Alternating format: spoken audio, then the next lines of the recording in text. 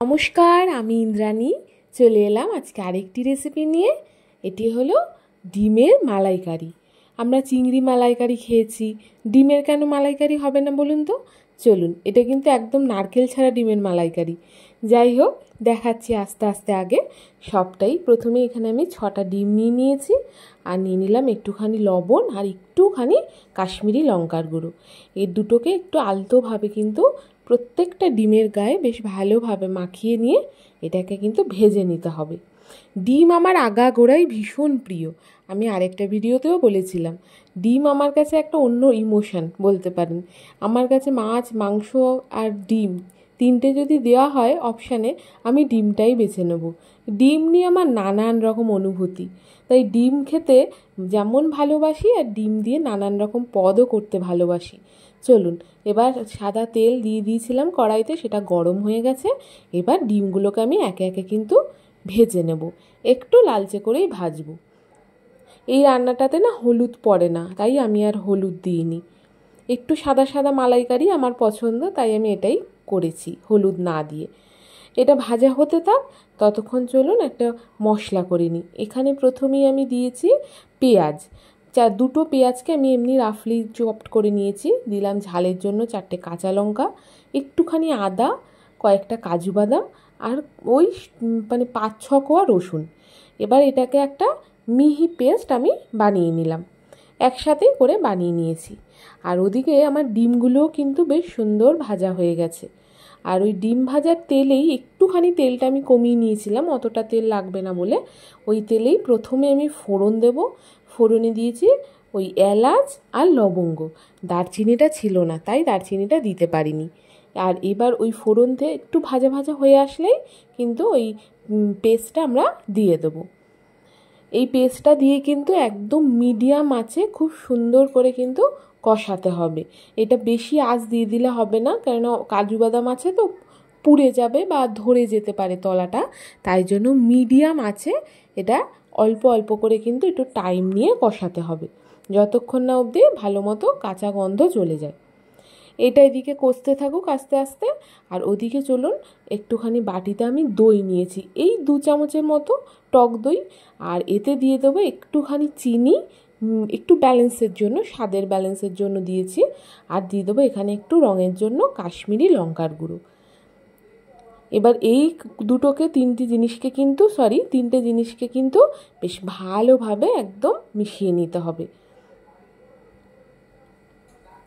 ডিম আমার বরাবরই একটি প্রিয় জিনিস, তাই ডিমের যে কটা ভালো ভালো পদ হয়, এবং আমি চেষ্টা করি ডিম দিয়ে আরও নতুনত্ব কিছু বানানোর, কারণ ডিমটা যেহেতু প্রিয় জিনিস, আমার ডিম দিয়ে বেশ নতুনত্ব জিনিসও বানাতে কিন্তু বেশ ভালো লাগে। আর এই রান্নাটা তো একদম বেস্ট রান্না, ভীষণ কম সময়ে কম উপকরণে হয়। আচ্ছা দেখুন, কথা বলতে বলতে মশলাটা কিন্তু বেশ সুন্দর কষে গেছে, আর কাঁচা গন্ধটাও চলে গেছে। এই সময় আমি দিয়ে দেবো ওই দইয়ের যে মিশ্রণটা বানিয়েছিলাম সেটা। এই দইয়ের মিশ্রণটা দেওয়ার সময় কিন্তু একদম লো করে দিতে হবে গ্যাসের ফ্লেম দিয়ে। এবারে এটাকে ভালোভাবে আগে মিশিয়ে নেব। ভালোভাবে মিশিয়ে নেওয়ার পর কিন্তু গ্যাসের আঁচটা আবার আমি মিডিয়াম করে দেবো। এই রান্নাটা একবার বাড়িতে করে দেখবেন, ভীষণ ভালো হয়। কম উপকরণও লাগে, আর খুব একটা মশলাপাতি তো পড়েই না বলতে গেলে। না হলুদ পড়ে, না জিরে পড়ে, না লঙ্কার গুঁড়ো পড়ে, কিচ্ছু পড়ে না। একদম সিম্পল রান্না, কিন্তু খেতে হয় ভীষণ ভীষণ ভালো। আচ্ছা, ওটা ওদিকে কষতে থাকুক। আর এদিকে আমি ওই যে বললাম না মালাই করব, তাই জন্য এই নারকোল তো পাইনি বা ঘরে ছিলই না সত্যি কথা বলতে গেলে, তাই কোনো প্রশ্নই ওঠে না এখানে নারকোলের দুধ বা নারকোলের। ওই জন্য এখানে ফ্রেশ ক্রিম আমি ব্যবহার করছি মালাইয়ের জন্য। দেখুন, এখানে আমার বেশ মশলাটা কষে তেল ছেড়ে দিয়েছে চারপাশ দিয়ে। এরপর এখানে দিয়ে দিলাম ফ্রেশ ক্রিম, আর দিয়ে দেবো একটু স্বাদ অনুযায়ী লবণ। আপনারা খেয়াল করেছেন আমি প্রথম দিকে কিন্তু লবণ একদমই ব্যবহার করিনি, তাই একদম শেষে এসে যতটুকু লবণের দরকার ততটুকু আমি পরিমাণ মতো লবণ দিয়ে দিলাম। আর ফ্রেশ ক্রিমটা দিয়েও কিন্তু বেশ ভালোভাবে এটাকে মিশিয়ে দিতে হবে।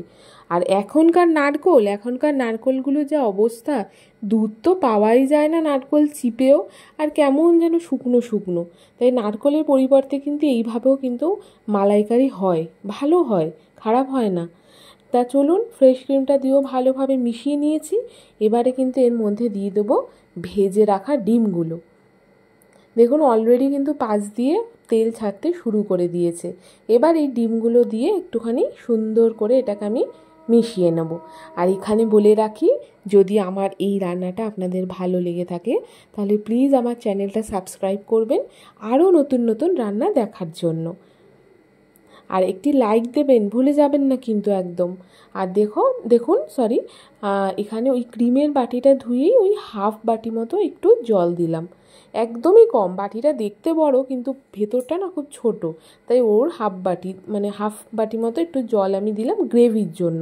এবার আর কিচ্ছু না, এটা একটু ফুটে উঠলেই কিন্তু আমার ডিমের মালাইকারি একদম এখানে রেডি হয়ে গেছে। দেখুন পাশ দিয়ে আমার তেলও ছেড়ে দিয়েছে আর এটা একদম রেডি হয়ে গেছে। গরম ভাত বলুন, ফ্রাইড রাইস বলুন, পরোটা বলুন, চা দিয়ে খাবেন, ভীষণ ভালো লাগবে।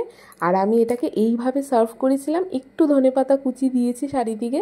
জানি না কেমন হয়েছে, তাও চেষ্টা করেছি। তাহলে আজ এটুকুই, আসবো আরেকদিন অন্য আরেকটি রান্না নিয়ে। আজ তবে আসি, টাটা।